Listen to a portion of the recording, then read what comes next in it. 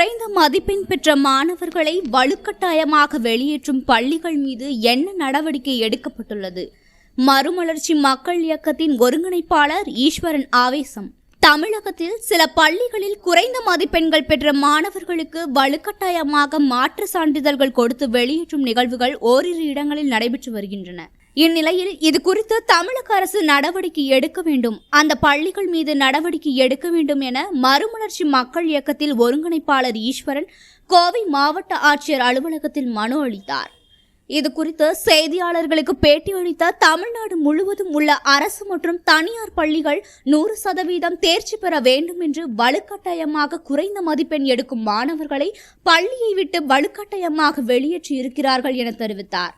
தமிழ்நாடு முழுவதும் இருக்கின்ற அரசு பள்ளிகள், தனியார் பள்ளிகளில் 10ஆம் வகுப்பு 12ஆம் வகுப்பில் 100% தேர்ச்சி அடைய வேண்டும் என்பதற்காக வலுக்கட்டாயமாக குறைவாக மதிப்பெண் எடுக்கின்ற மாணவர்களை பள்ளியை விட்டு வெளியேற்றுகின்றார்கள். நாங்கள் கண்டுபிடித்து ஒரு சில மாணவர்களை போராடி அந்த பள்ளியிலே மீண்டும் சேர்த்து விட்டோம். ஆனால் தமிழ்நாடு முழுவதும் உள்ள அனைத்து பள்ளிகளிலும் ஆயிரக்கணக்கான மாணவர்கள் பள்ளிகளை விட்டு வெளியேற்றிக் கொண்டிருக்கிறார்கள். இது வன்மையாக கண்டிக்கின்றோம். உடனடியாக தமிழ்நாட்டினுடைய பள்ளி கல்வித்துறை அமைச்சர் ஒரு அறிக்கை வெளியிட வேண்டும். எந்த பள்ளியிலிருந்து எந்த மாணவர்கள் மாற்றுச் சான்றிதழ் கொடுத்து வெளியேற்றப்பட்டாலும் உடனடியாக அதே பள்ளியில் மீண்டும் சேர்க்கப்பட வேண்டும் என்ற அறிவிப்பை தமிழ்நாட்டினுடைய பள்ளி கல்வித்துறை அமைச்சர் வெளியிட வேண்டும் என்று நாங்கள் கோரிக்கை வைக்கின்றோம். அதே போல கட்டாய கல்வி உரிமை சட்டத்தில் 1 கிலோமீட்டருக்கு உள்ளாக இருக்கின்ற மாணவர்களை மட்டுமே சேர்க்கின்றார்கள். ஆனால் நீதிமன்ற தீர்ப்பு 1 கிலோமீட்டருக்கு அப்பால் இருந்தாலும் பள்ளிக்கூடத்தில் இடம் இருந்தால் சேர்த்துக் கொள்ள வேண்டும் என்று நீதிமன்ற தீர்ப்பு வந்திருக்கின்றது. கோவையிலேயே 2 மாணவர்கள் அந்த தீர்ப்பை பெற்றிருக்கிறார்கள். அந்த தீர்ப்பை தமிழ்நாடு முழுவதும் உள்ள அனைத்து பள்ளிகளுக்கும் அனைத்து மாணவர்களுக்கும் நீங்க அமல்படுத்தணும்னு அறிக்கை வரணும். தமிழ்நாட்டினுடைய பள்ளி கல்வித்துறை அமைச்சர். எத்தனை மாணவர்கள் கோர்ட்டுக்கு போக முடியும்? அப்ப கோர்ட்டுக்கு போன மாணவர்கள் சேர்த்துக்கிறீங்க, கோர்ட்டே தெரியாத மாணவர்கள், அந்த கிராமத்திலிருந்து வெளியே போகாத மாணவர்களுக்கு எங்க போய் இருக்கும், எங்க போய் கண்டுபிடிப்பாங்க? அதனால எல்லா மாணவர்களுக்கும் இந்த தீர்ப்பை அமல்படுத்த வேண்டும் என்று தமிழ்நாட்டு பள்ளி கல்வித்துறை அமைச்சரை நாங்கள் கேட்டுக்கொள்கின்றோம். தொடர்ச்சியாக பள்ளி கல்வித்துறை அமைச்சர், தமிழ்நாடு முதலமைச்சர், பள்ளி கல்வித்துறை இயக்குனர் எல்லாத்துக்கிட்டையும் மனு கொடுத்தோம். எந்த நடவடிக்கையும் இல்லை. அதனால் மறுமலர்ச்சி மக்கள் இயக்கத்தின் சார்பாக ஒரு கடுமையான போராட்டத்தை நாங்கள் நடத்த இருக்கின்றோம்.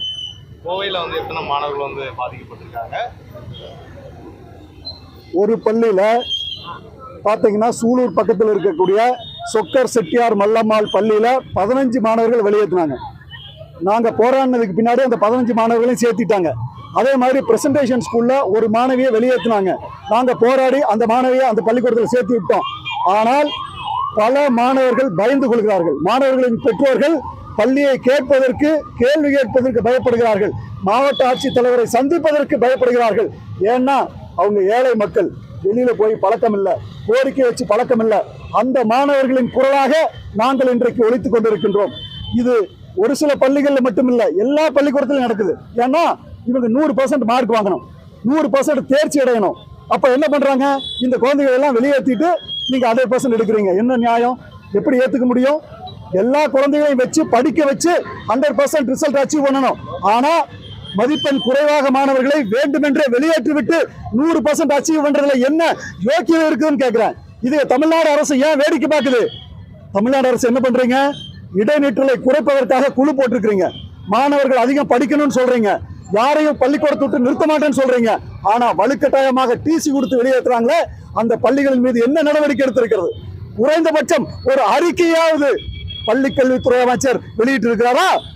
எங்க போயிருக்கீங்க? தமிழ்நாட்டில இருக்கீங்களா? பள்ளி கல்வித்துறை அமைச்சர், முதலமைச்சர் தமிழ்நாட்டில இருக்கீங்களா? இத்தனை கொடுமை பள்ளிக்கூடத்தில் நடக்குது, ஏன் கேள்வி கேட்கலன்னு கேட்கிறேன்.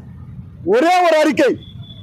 இடையிலே மாணவர்களை மாற்றுச் சான்றிதழ் கொடுத்து வெளியே அனுப்பினால் அந்த பள்ளிகளினுடைய அங்கீகாரம் ரத்து செய்யப்படும் என்று தமிழ்நாட்டினுடைய பள்ளி கல்வித்துறை அமைச்சர் அறிவித்தால் தமிழ்நாட்டிலுடைய அனைத்து மாணவர்களும் மீண்டும் பள்ளியில சேர்த்துக் கொள்ளப்படுவார்கள். நான் பல ரெக்கார்டை வச்சிருக்கிறேன். அந்த மாணவர்களுடைய பெற்றோர் என்னுடைய அலைபேசியில கவர்ன ரெக்கார்டெல்லாம் வச்சிருக்கேன். பள்ளி கல்வித்துறை அமைச்சர் கேட்டா நான் கொடுப்பேன்.